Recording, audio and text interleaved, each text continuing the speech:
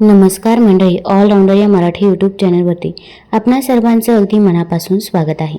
आपल्या एखाद्या जवळच्या व्यक्तीमध्ये गेल्या 1 वर्षामध्ये काही हलकी पण चिंता वाटावी असे बदल दिसले आहेत का? खूप लोक म्हणतात की वृद्धापकाळामध्ये मृत्यू हा अचानक येतो, पण सत्य गोष्ट ही आहे की शरीर अनेकदा हळूहळू संकेत देऊ लागतं. कधीकधी महिन्यांपूर्वी किंवा 1 वर्ष आधीच, की आता जीवन त्यांच्या शेवटच्या टप्प्याकडे वाटचाल करत आहे. समस्या ही आहे की बहुतेक लोक हे संकेत ओळखू शकत नाही, कारण ते सुरुवातीला खूप सामान्य वाटतात. नंतर जेव्हा आठवण होते तेव्हा समजतं की सगळे संकेत समोरच होते, पण तेव्हापर्यंत प्रत्येक गोष्टीसाठी खूप उशीर झालेला असतो. ना तयारीची संधी मिळते, ना त्या मौल्यवान आठवणी निर्माण करण्याची. या व्हिडिओमध्ये आपण अशा 5 महत्त्वाच्या संकेतांविषयी बोलणार आहोत, जे अनेकदा एखाद्या वृद्ध व्यक्तीच्या शेवटच्या वर्षीसुद्धा दिसू लागतात. यापैकी काही गोष्टी तुम्ही ओळखू शकता, पण कदाचित वाटलं असेल की ही तर वाढत्या वयाची बाब आहे.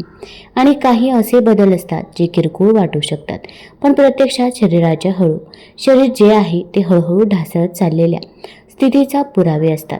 जर तुम्ही हे संकेत लवकर ओळखले तर तुमच्या कुटुंबातील वृद्ध व्यक्तीची अधिक चांगली काळजी तुम्ही घेऊ शकता, त्यांच्यासोबत सुंदर क्षण तुम्ही घालवू शकता आणि सर्वात महत्त्वाचं म्हणजे त्यांच्या शेवटच्या वर्षाला आराम, सन्मान आणि शांतीने भरून काढू शकता. व्हिडिओच्या शेवटपर्यंत बघत राहा, कारण हे 5 संकेत तुम्हाला केवळ भावनिकदृष्ट्या नाही तर प्रत्यक्ष व्यवहारातही तयार राहण्याची संधी देतील. जेव्हा तुम्हाला कळेल की काय होत आहे, तुम्ही तेव्हा आश्चर्यचकित किंवा अस्वस्थ होणार नाही आणि आपल्या जवळच्या व्यक्तींसोबत उरलेल्या वेळेचा पूर्ण उपयोग करू शकाल. आता सुरू करूया पहिला संकेत. गरजेपेक्षा जास्त आणि अचानक वजन कमी होणं. सर्वात सुरुवातीचा आणि स्पष्ट संकेत म्हणजे अचानक आणि कोणताही विशेष प्रयत्न न करता वजन कमी होणं. सुरुवातीला फक्त एवढेच दिसतं की बेल्ट सैल होत आहे, कपडे लटकायला लागलेत किंवा मग अन्न खाण्याची इच्छा होत नाही. कुटुंबही अनेकदा याकडे वृद्ध झाले आहे, एवढं तर होतच म्हणून दुर्लक्ष करतात. पण सत्य हे आहे की कारणाशिवाय वजन कमी होणं कधीही चांगला संकेत नसतो. हे तेव्हा होतं जेव्हा शरीर अन्न पूर्णपणे पचवू शकत नाही, प्रथिने व्यवस्थित लागत नाही किंवा स्नायू वेगाने कमी होत असतात. वृद्ध होताना स्नायू कमी होणं सामान्य आहे, पण जर हे खूप लवकर होत असेल तर समजून घ्या की शरीरामध्ये काहीतरी खोल समस्या आहे. शरीर अन्न व्यवस्थित पचवू शकत नाही किंवा आता प्रथिने तितक्याच प्रकारे लागत नाही, ज्यामुळे स्नायूंना हानी पोहोचते. ताकद कमी झाल्यामुळे केवळ चालायला फिरायला त्रास होत नाही, तर पडण्याचा धोका देखील वाढतो. रोगप्रतिकारक शक्ती कमकुवत होते आणि कोणतंही छोटेसं इन्फेक्शन सहजतेने पकडतं. एक अजून कारण म्हणजे खाण्याची इच्छा कमी होणं. खूप सारे वृद्ध व्यक्तींचा स्वाद हळूहळू कमी होतो. अन्न तितकं टेस्टी वाटत नाही, पोट लवकर भरून जातं आणि हळूहळू ते अन्न खाणं बंद करतात आणि खूपच कमी प्रमाणामध्ये खायला सुरुवात करतात. ही केवळ मूडची गोष्ट नाहीये, तर ही शरीराची एक नैसर्गिक प्रक्रिया आहे.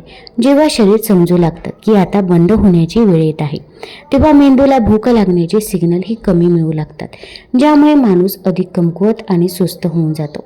या व्यतिरिक्त इतर आजारांचाही प्रभाव असतो. Cancer, heart failure, kidney disease यांसारख्या समस्या हे सगळं वजन घटण्याचे कारण बनतात आणि अनेकदा खरा आजार पण वाढल्यावर लक्षणे दिसू लागतात. कधीकधी नैराश्य, स्मरणशक्ती कमी होणं या देखील गोष्टी होत असतात.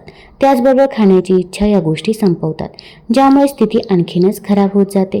काही कुटुंब आपल्याला वाटतं त्यापेक्षा अधिक खाऊ घालण्याचा प्रयत्न करतात, आवडते अन्नपदार्थ किंवा प्रोटीन शेक्स देतात, पण जर वजन तरीही कमी होऊ लागलं तर समजून घ्या की आता हे केवळ खाण्याच्या कमतरतेमुळे नाही, तर हे शरीराच्या आत चाललेला खोल बदल आहे. अशावेळी जबरदस्तीने खाणं घालण्यापेक्षा अधिक आवश्यक आहे आरामदायी, मऊ आणि सहज पचणाऱ्या गोष्टी देणं आणि शरीराला हायड्रेटेड ठेवणं. जर तुम्हाला एखाद्या वृद्ध व्यक्तीचं वजन अचानक कमी होताना दिसत असेल, ते कमकुवत वाटू लागलं असेल किंवा त्याची हालचाल कमी झाली असेल, तर याकडे दुर्लक्ष करू नका. हा शरीराचा एक सरळ साधा संदेश आहे. या संदेशाला समजून घेणं आणि वेळेत तयारी करणं तुमच्यासाठी आणि त्यांच्यासाठी खूप उपयोगी ठरेल. आता तिसऱ्या संकेताबद्दल बोलूया. खूप जास्त थकवा आणि अशक्तपणा. अनेकदा शेवटच्या वर्षामध्ये जो सर्वात स्पष्ट बदल दिसतो तो म्हणजे खोल आणि सतत राहणारा थकवा, जो विश्रांती घेऊनही किंवा झोपूनही ठीक होत नाही. असं नाही की दिवसभर काम केल्यानंतर सौम्य थकवा होतो. हा थकवा आहे ज्यात लहान लहान कामंसुद्धा खूप जड वाटू लागतात. पलंगावरून उठणं कठीण वाटू लागतं. खोलीत चालणं किंवा चालत जाणं हे खूप मोठं काम वाटतं. रोजच्या लहान सहान गोष्टी जसं जेवण बनवणं, कपडे घालणं किंवा कोणाशी बोलणं सुद्धा खूप थकवणारं वाटतं. हे फक्त वाढत्या वयाचा परिणाम नाही, याचे संकेत आहे की शरीर आता आपली शिल्लक असलेली ऊर्जा वाचवून ठेवू लागलं आहे. जसजसं अवयवांचं कार्य हळूहळू कमी होतं तसतसं शरीर फक्त आवश्यक गोष्टींवर शक्ती खर्च करत असतं. हृदय तितक्या शक्तीने रक्त पंपिंग करत नाही, रक्ताभिसरण कमकुवत होतं आणि स्नायूंमध्ये पूर्वी इतकी ताकद किंवा ऑक्सिजन सुद्धा पोहोचत नाही. म्हणूनच शेवटच्या महिन्यांमध्ये बहुतेक वृद्ध लोक खूप अशक्त, डगमगणारे आणि सुस्त होऊन जातात. एक अजून कारण म्हणजे शरीराचा मेटाबॉलिझम हळूहळू मंद होणं आणि शरीराशी संबंधित प्रत्येक क्रिया कमकुवत होऊ लागणं आणि जी ताकद होती ती वाचवून ठेवू लागणं. म्हणजेच अनेक वृद्ध लोक दिवसातून अनेक वेळा झोपू लागतात, जास्त झोप घेऊ लागतात आणि उशिरापर्यंत जागे सुद्धा राहू शकत नाही. काही लोकांमध्ये अचानक सगळी ऊर्जा संपून जाते. कधी ते ठीक असतात तर पुढच्या क्षणी थकून शांत होतात. सर्वात दुःखद गोष्ट ही आहे की या थकव्याचा वाईट परिणाम त्यांच्या भावना आणि आत्मविश्वासावरही होतो. जे लोक स्वतःवर खूप विश्वास ठेवत होते, ज्यांना स्वतःचं काम स्वतः करायला आवडत होतं, ते आता स्वतःला असह्य आणि लज्जास्पद वाटू लागतात की आता पूर्वीसारखं काहीही करता येत नाही. ते कुटुंबातील संवादातून किंवा मित्रांच्या गप्पांमधून दूर होऊ लागतात. छंद सोडून देतात. असं नाही की त्यांना इच्छा नाही, पण म्हणू की त्या आता त्यांच्याकडे ती ऊर्जा शिल्लक राहिलेलीच नाही. अशा वेळी असं देखील पाहिलं गेलं आहे की जेव्हा कोणी वारंवार एकटं बसू लागतं, प्रयत्नच करत नाही, तेव्हा परिस्थिती अधिक वेगाने बिघडते. कुटुंबासाठी हे पाहणं खूप कठीण असतं की त्यांचा एखादा आपला जो जवळचा आहे किंवा इतका ॲक्टिव्ह व्यक्ती होता, आता तो झोपलेला, शांत आणि गुमसुम वाटतो. अनेकदा लोक विचार करतात की कदाचित हे आळशी झालं आहे, त्यांना थोडंसं काही करायला नको. पण वास्तव हे आहे की जितकं तुम्ही त्यांना पुश कराल तितकाच ते थकवा अनुभवतील. यावेळेस सगळ्यात महत्त्वाचं कारण आहे त्यांच्या मर्यादा समजून घेणं आणि त्यांना जितकं हवं आहे तितकी विश्रांती घेऊ द्यावं आणि त्यांना जितकं शक्य आहे तितकं आरामदायक वातावरण द्यावं. जर तुम्हाला सतत खोल थकवा दिसत असेल, जो विश्रांती घेतल्यावर सुद्धा कमी होत नसेल, असं असेल तर समजून घ्या की शरीर एका मोठ्या टप्प्यातून जात आहे आणि आता वेळ आली आहे की संवादाचा आनंद घ्या, शांती आणि समाधानाने क्षण निर्माण करा आणि त्यांना कोणतीही अपेक्षा न ठेवता साथ द्या. शेवटी सगळ्यात मोठी गोष्ट ही आहे की ते किती करू शकत आहेत, तर हे आहे की त्यांना प्रेम, समज आणि शांती मिळत आहे. हे महत्त्वाचं आहे. जर तुम्ही अजूनही हा व्हिडिओ पाहत असाल आणि तुम्हाला या गोष्टी जर उपयुक्त वाटत असतील तर खाली कमेंटमध्ये माहिती उपयुक्त आहे असं नक्की सांगा, ज्यामुळे मला कळेल की तुम्ही इथपर्यंत पोहोचलात. आणि जर अजूनही तुम्ही चॅनलला सबस्क्राईब केलेलं नसेल तर लवकरात लवकर सबस्क्राईब करा, बेल आयकॉन प्रेस करा आणि जेणेकरून मी जेव्हा पण व्हिडिओ बनवेल त्याचं नोटिफिकेशन तुम्हाला लगेच येईल आणि तुम्ही ते व्हिडिओ लगेच बघू शकता. चला आता पुढच्या संकेताकडे जाऊया, तो म्हणजे स्मरणशक्ती कमी होणं आणि वर्तमानामध्ये बदल होणं. आता तिसरा संकेत आहे स्मरणशक्ती कमकुवत होणं किंवा स्वतःमध्ये गुंतून जाणं. जेव्हा कोणी त्यांच्या शेवटच्या काळामध्ये किंवा शेवटचा काळ जवळ पोहोचतो तेव्हा त्यांचा विचार करण्याचं, बोलण्याचं आणि लोकांशी भेटण्याचं, वागण्याचंही विचार बदलू लागतात. जेव्हा कोणी माणूस खूप तेजस्वी मेंदूचा किंवा संभाषणामध्ये पुढे असतो, तो आता लहान लहान गोष्टी विसरू लागतो, संभाषणामध्ये मागे पडतो किंवा कधी कधी आपल्या घर परिवारामध्ये गोंधळलेला वाटतो.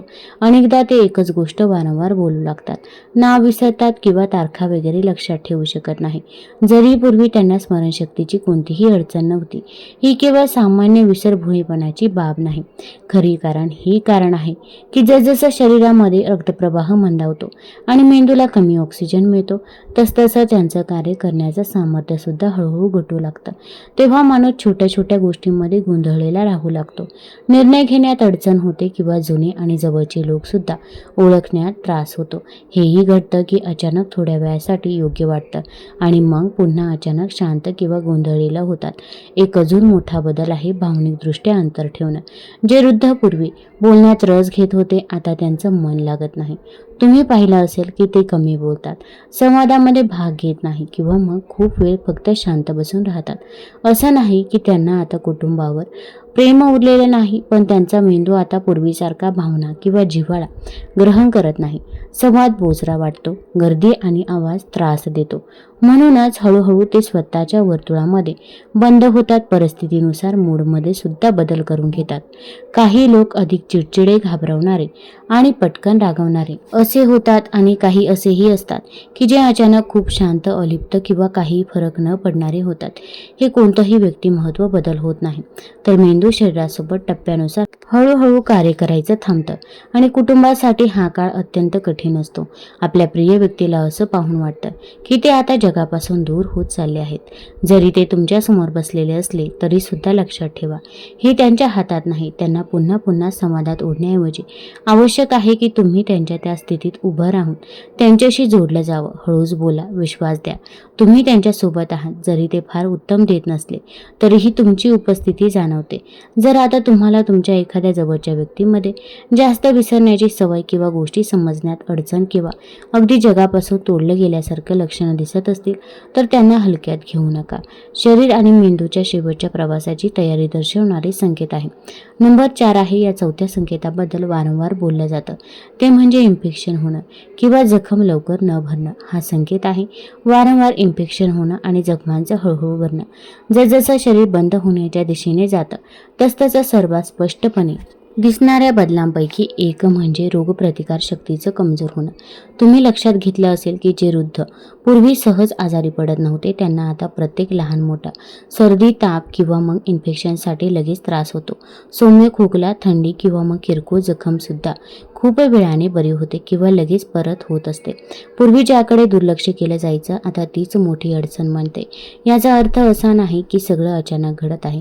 प्रत्यक्षात हे शरीराच्या अशक्तपणाचं लक्षण आहे, जे आता स्वतःला लवकर बरं करू शकत नाही. सर्वात मोठी अडचण असते वारंवार इन्फेक्शन, न्यूमोनिया, युरिन इन्फेक्शन, त्वचेच्या समस्या, तोंडातल्या जखमा या सगळ्या वाढतात कारण इम्युनिटी सिस्टम जास्त कार्य करू शकत नाही. कुटुंबही अनेकदा विचार करतात की हे फक्त सध्या झालं आहे किंवा इतर प्रकरण आहे, पण जेव्हा हे वारंवार होतं किंवा खूप काळापासून होत नाही तेव्हा समजून घ्या की शरीर आता लढाई हरवू लागलं आहे. कधीकधी अशा वेळी अँटीबायोटिक्स ही पूर्वीसारखं परिणाम करत नाही आणि वृद्ध व्यक्तींना जास्त शक्तिशाली औषधं लागतात. बरं होण्यासाठी आठवडे सुद्धा लागतात.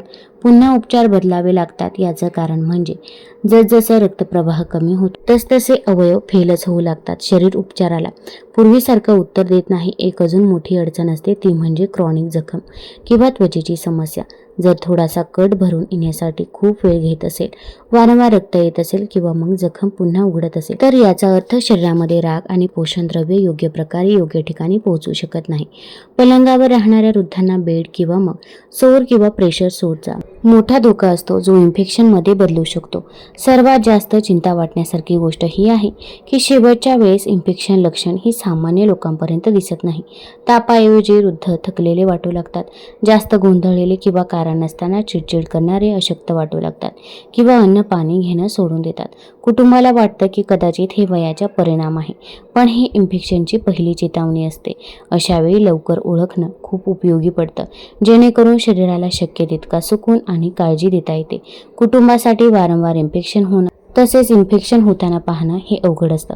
अशा वेळी अनेक लोक प्रयत्न करतात की प्रत्येक वेळी हॉस्पिटल किंवा औषधाने आजार पूर्णपणे बरा करावा, पण अनेकदा केवळ इन्फेक्शनचा लढा देण्याचा प्रयत्न कमी करून विश्रांती देणं फार महत्त्वाचं असतं. त्याचबरोबर त्वचा स्वच्छ ठेवणं, पाणी पाजत राहणं, ताण कमी करणं एवढं काम अधिक योग्य असतं. यामुळे रुग्णाला खूप सुकून मिळतो.